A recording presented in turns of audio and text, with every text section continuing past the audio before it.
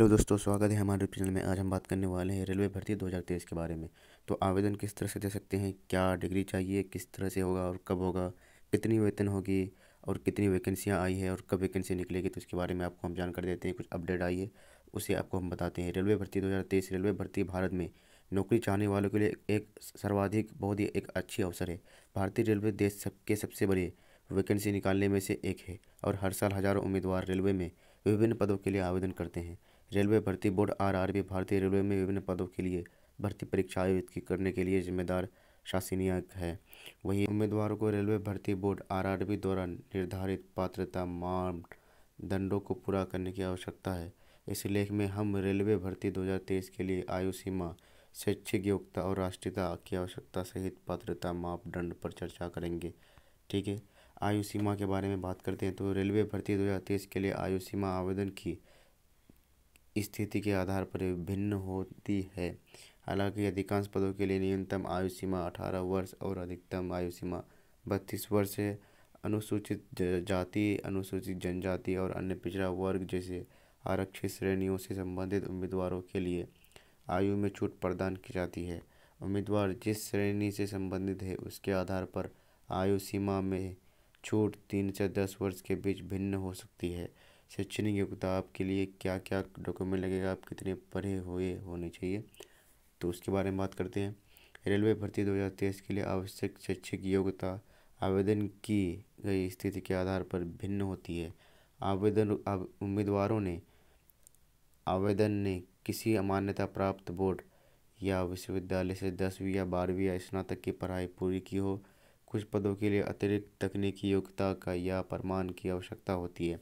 उदाहरण के लिए तकनीकी विभाग में पदों के लिए आवेदन करने वाले उम्मीदवारों के पास संबंधित क्षेत्र के में डिग्री या डिप्लोमा होनी चाहिए। राष्ट्रीयता की आवश्यकता। रेलवे भर्ती 2023 के लिए पात्र होने के लिए उम्मीदवारों को भारतीय नागरिक होना चाहिए। जो उम्मीदवार भारतीय नागरिक नहीं है वे इन पदों के लिए आवेदन नहीं कर सकते हैं, भले ही वे अन्य पात्रता मापदंडों को पूरा करते हैं। रेलवे भर्ती 2023 चयन प्रक्रिया। रेलवे भर्ती 2023 चयन के लिए चयन प्रक्रिया में 3 चरण होते हैं। कंप्यूटर आधारित टेस्ट CBT, शारीरिक दक्षता परीक्षा PET और दस्तावेज सत्यापन। CBT क्लियर करने वाले उम्मीदवार PET में शामिल होने के पात्र होंगे। CBT और PET दोनों क्लियर होने वालों को डॉक्यूमेंट वेरिफिकेशन के लिए बुलाया जाएगा। परीक्षा पैटर्न क्या होगा? रेलवे भर्ती 2023 के लिए परीक्षा पैटर्न आवेदन की गई स्थिति के आधार पर भिन्न होता है। CBT में बहुवैकल्पिक उत्तरों के साथ वस्तुनिष्ठ प्रकार के प्रश्न होते हैं। प्रश्नों की संख्या और परीक्षा की अवधि स्थिति के आधार पर भिन्न हो सकती है। PET शारीरिक कार्य होते हैं जैसे दौड़ना, कूदना और वजन उठाना। पाठ्यक्रम क्या होंगे? रेलवे भर्ती 2023 के लिए पाठ्यक्रम आवेदन की गई स्थिति के आधार पर भिन्न होता है। हालांकि कुछ सामान्य विषय जो CBT में शामिल हैं उनमें सामान्य जागरूकता, गणित, सामान्य बुद्धि और तर्क शक्ति शामिल है। उम्मीदवार जिस पद के लिए इच्छुक हैं उसके लिए सटीक पाठ्यक्रम और परीक्षा पैटर्न के लिए आधिकारिक अधिसूचना का उल्लेख कर सकते हैं। आवश्यक दस्तावेज। क्या क्या आवश्यक दस्तावेज, क्या कागजात लगेंगे ऑनलाइन करने के लिए? तो सबसे पहले पहचान प्रमाण पत्र होनी चाहिए। उम्मीदवारों को आधार कार्ड, पैन कार्ड, मतदाता पहचान पत्र या पासपोर्ट जैसे वैध पहचान पत्र प्रस्तुत करने की आवश्यकता होती है। उसके बाद है शैक्षिक योग्यता प्रमाण पत्र। उम्मीदवारों को अपने शैक्षिक योग्यता प्रमाण पत्र जैसे 10वीं, 12वीं या स्नातक प्रमाण पत्र जमा करने की आवश्यकता है, जो कि मैंने आपको पहले बता चुका है। तकनीकी योग्यता प्रमाण पत्र। तकनीकी पदों के लिए आवेदन करने वाले उम्मीदवारों को अपने तकनीकी योग्यता प्रमाण पत्र या डिप्लोमा जमा करने होंगे। जन्म प्रमाण पत्र की तिथि। उम्मीदवार को एक प्रमाण पत्र प्रस्तुत करने की आवश्यकता होती है जो उनकी जन्म तिथि की पुष्टि करता है, जैसे जन्म प्रमाण पत्र या स्कूल छोड़ने का प्रमाण पत्र। उसके बाद है जाति प्रमाण पत्र। आरक्षित श्रेणियों से संबंधित उम्मीदवारों को आयु में छूट और अन्य लाभों का लाभ उठाने के लिए अपना जाति प्रमाण पत्र जमा करना होगा। विकलांगता प्रमाण पत्र। विकलांग उम्मीदवारों को आयु में छूट और अन्य लाभों का लाभ उठाने के लिए अपना विकलांगता प्रमाण पत्र जमा करना होगा। अनापत्ति प्रमाण पत्र NOC। उम्मीदवार जो वर्तमान में एक सरकारी संगठन में कार्यरत हैं उन्हें अपने वर्तमान नियोक्ता से NOC जमा करने की आवश्यकता होगी। अधिवास प्रमाण पत्र किसी विशिष्ट राज्य या क्षेत्र के लिए आरक्षित पदों के लिए आवेदन करने वाले उम्मीदवारों को अधिकांश प्रमाण पत्र जमा करने की आवश्यकता होती है। रेलवे भर्ती 2023 के लिए आवेदन कैसे करें? हालांकि निम्नलिखित सामान्य चरण हैं जो रेलवे भर्ती के लिए आवेदन करने में शामिल हो सकते हैं। नौकरी के उद्घाटन और आवेदन प्रक्रिया पर किसी भी अपडेट के लिए रेलवे भर्ती बोर्ड या संबंधित संगठन की आधिकारिक वेबसाइट देखें। नौकरी अधिसूचना को ध्यान से पढ़ें और जांचें कि क्या आपके पद के लिए पात्रता मापदंड को पूरा करते हैं। आधिकारिक वेबसाइट पर रजिस्टर करें और सही और पूरी जानकारी के साथ आवेदन पत्र भरें।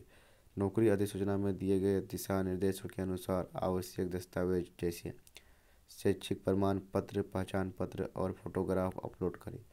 आवेदन शुल्क का भुगतान यदि लागू हो, वेबसाइट पर प्रदान किए गए ऑनलाइन भुगतान गेटवे के माध्यम से करें।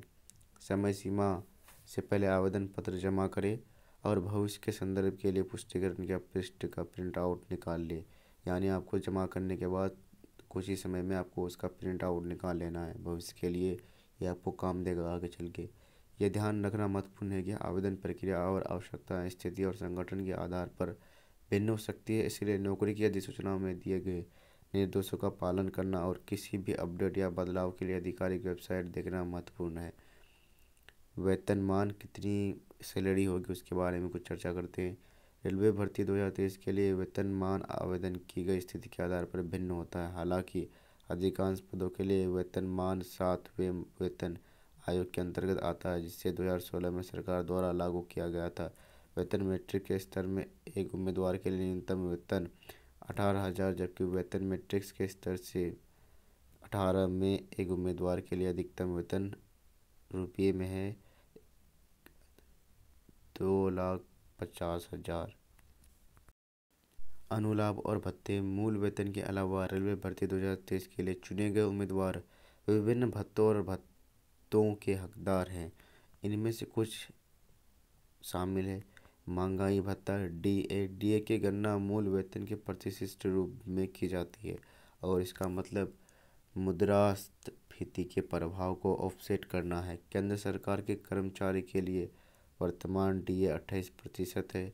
हाउस रेंट अलाउंस HRA उन उम्मीदवारों को दिया जाता है जिन्हें सरकारी आवास उपलब्ध नहीं कराया जाता है। HRA स्थान के आधार पर भिन्न होता है और मूल वेतन का 24% तक हो सकता है। परिवहन भत्ता TA उम्मीदवारों को काम पर आने और जाने के लिए परिवहन लागत को कवर करने के लिए TA प्रदान किया जाता है। TA स्थिति के आधार पर भिन्न होता है और रुपये से लेकर हो सकता है 1,800 से लेकर 7,200।